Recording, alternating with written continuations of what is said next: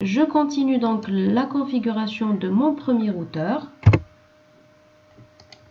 en introduisant une commande qui va me permettre de faire le NAT.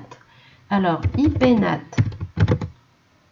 inside source statique. Alors là, le NAT que je suis en train d'utiliser, c'est le NAT statique, qui veut dire qu'une adresse IP privée va être ou va correspondre à une seule adresse, une adresse publique, et cette correspondance va rester fixe, elle ne va pas changer.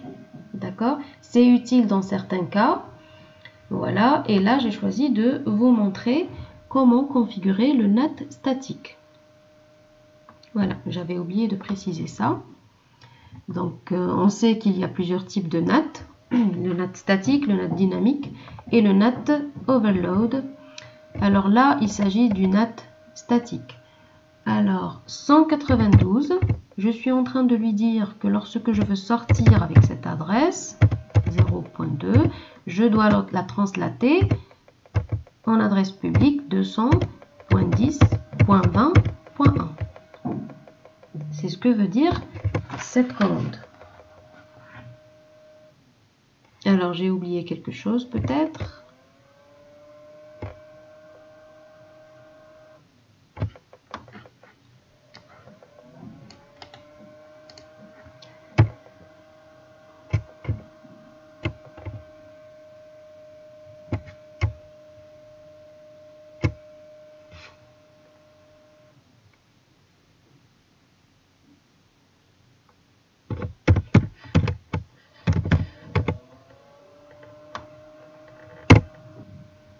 Donc j'avais oublié de rentrer en mode configuration. Voilà, maintenant c'est fait.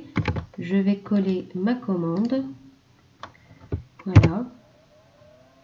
C'est bon. Maintenant, le routeur sait que dès qu'il s'agit d'envoyer un paquet à partir de l'adresse 192.168.1.0, il doit la translater vers l'adresse publique 200.10.20.1 pour pouvoir sortir sur le réseau WAN qui est au milieu.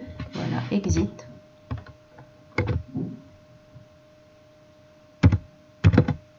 Maintenant, je dois voir le résultat de cette commande. Donc, show IP NAT translations. Voilà, il a bien compris donc ce que je voulais lui dire. Copy running config startup config. Voilà, cette commande va me permettre de sauvegarder tout ce que je viens de faire sur ce routeur là. Alors, maintenant, je vais configurer le NAT au niveau du routeur 1. Donc, je ne suis pas en mode configuration, donc configure terminal. Voilà, donc IP NAT inside source, c'est-à-dire que lorsque la source intérieure, avec un NAT statique bien sûr, lorsqu'elle porte l'adresse 192.168.2.2, nous allons la translater en 200.10.20.2. Voilà, je quitte la configuration et je vais afficher le résultat de tout ça. Donc show IP NAT translations et j'affiche. Voilà, il a bien compris que cette adresse doit être translatée en 200.10.20.2. Alors, exit. Et je quitte. Voilà, maintenant je vais essayer de faire un ping depuis PC0 vers le web serveur. Voilà, donc ping 192.168.2.2.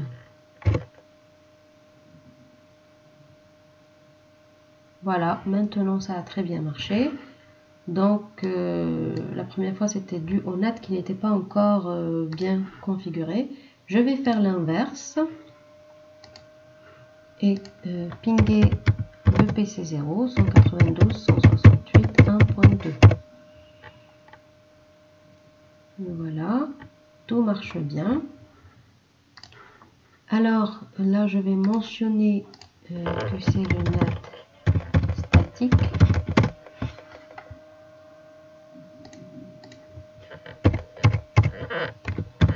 Statique, voilà. C'est le net statique que je suis en train de configurer.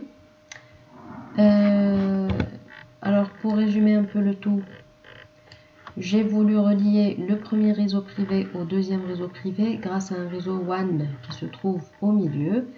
Et pour translater les adresses privées en adresses publiques, nous avons utilisé le NAT statique.